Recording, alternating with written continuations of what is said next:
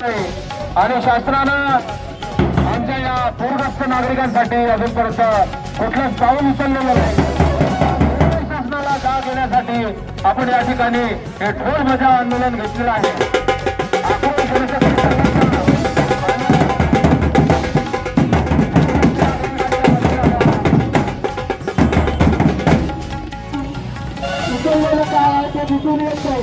लगेचच आम्ही ढोल बजाव आंदोलन करून प्रशासनाला इथे जाब विचारणार आहोत।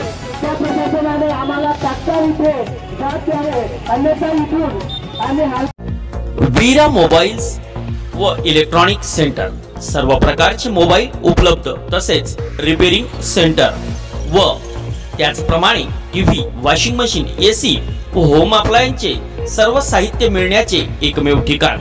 तर आजच वीरा मोबाईल मधून मोबाईल खरेदी करून आकर्षक गिफ्ट मिळवा, तसेच स्वस्त दरामध्ये तथा ऑनलाईन किमतीपेक्षा कमी किमतीत आमच्याकडे सर्व प्रकारचे इलेक्ट्रॉनिक साहित्य उपलब्ध। तर आजच आमच्याशी संपर्क करा। Veera mobile and electronics, Pardi चौक रोड, वरुड। आक्रोश जनशक्ती संघटनेचा वरुड तहसील कार्यालयावर ढोल बजाव आंदोलन। आपल्यासोबत सुशील भाऊ बेले जुळले आहे। मोर्चा कशासाठी घेतला? हा गेल्या 2022 मध्ये महापूर आला होता। या महापुरामुळे संपूर्ण वरुड शहरात अनेक ठिकाणी जी परिस्थिती तयार झाली होती, त्या परिस्थितीला पाहता शासन आणि प्रशासनाने याकडे काहीतरी लक्ष द्यायला पाहिजे होतं। अद्यापही कुठंच काहीतरी नियोजन झालेलं दिसून येत नाही।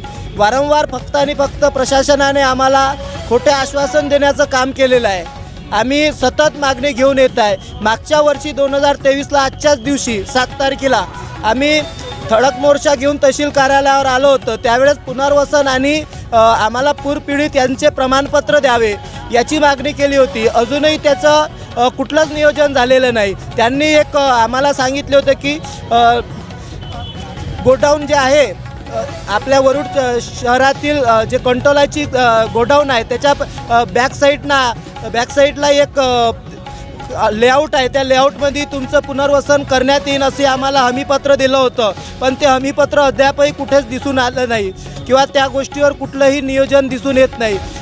बऱ्याच वेळेस नियोजनामध्ये काही वेगळे नियोजन आता लोकप्रतिनिधी त्यांच्यावर प्रेशर टाकून वेगवेगळे GR तयार करून घेते। त्यातील एक ताजं उदाहरण आहे जे आठवडी बाजारासाठी वरुड शहरातील एक जागा तयार होती। ते जागा म्हणजे आपले खेरडे सभागृह यांच्या समोर जे जागा शासनाची बाजार भरावी या उद्देशाने तयार केली होती, ते जागा आता कोणीतरी व्यक्तीने खरेदी केलेली दिसून येते।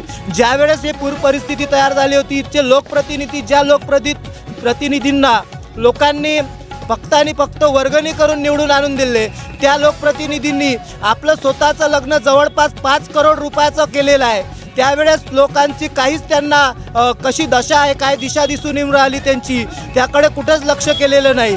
ही परिस्थिती आज आमदार साहेबांनी केलेली आहे आणि ज्या चुडामण नदीचं सर्व आजपर्यंत काम व्हायला पाहिजे होतं त्याच्यापासून शहराला अतिशय धोका आहे। त्या शहराच्या धोक्याकडे एवढंसही लक्ष दिसून येत नाही। फक्त आणि फक्त स्वतःचं कसं काम करावं आणि इथचे लोकप्रतिनिधीचं तर काम करतच आहे, पण इथले जे प्रशासक आहे, जे इथलं CO साहेब असो किंवा इथले तहसीलदार साहेब असो किंवा अनेक इथचे डिपार्टमेंट असो, हे फक्त आणि फक्त कोणाच्या तरी चालून राहिले म्हणून कोणीतरी चालून राहिलं या उद्देशाने काम करून राहिले असं दिसून येऊन राहिले। कारण की अतिशय महत्त्वाचे मुद्दे आहे जे आमचे शीख समुदायाच्या वस्तीमध्ये थोडे जरी पाणी आलं तर त्या पाण्यामुळे तिथे खूप जास्त पाणी दिसून येते आणि घरामध्ये पाणी घुसताना दिसून येऊन राहिलं। असे अनेक प्रश्न शहरामध्ये होऊन राहिले आणि अद्यापही या कुठल्याही गोष्टीचं नियोजन झालेलं नाही।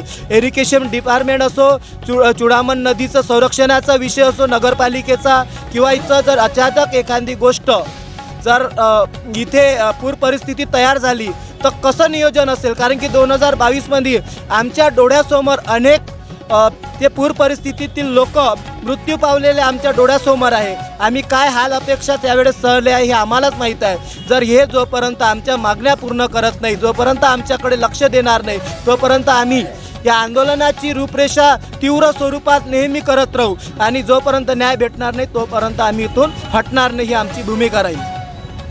जर आता तुम्हाला जर न्याय मिळाला नाही तर तुमचं पुढचं पाऊल काय राहील असणार? आम्ही ज्या स्तरावर आम्हाला शासन दरबारी न्याय मागण्यासाठी जावं लागेल, ते कोर्टाचा दरवाजा असेल किंवा लोकप्रतिनिधीचे मोठ्या तीव्र स्वरूपात त्यांच्या दरवाजावर जर आंदोलन न्यायाचे असेल ते सुद्धा नेऊ आणि जोपर्यंत आम्हाला न्यायचं प्रशासन आणि शासन जर देणार नाही तोपर्यंत आम्ही तीव्र स्वरूप घेणारच आहोत। जोपर्यंत आम्हाला आता इथे शासनाच्या वतीने आणि प्रशासनाच्या वतीने जोपर्यंत हमीपत्र मिळणार नाही, जोपर्यंत न्यायपत्र भेटणार नाही तोपर्यंत आम्ही इथून हटणार नाही, हीच आमची अंतिम भूमिका आहे।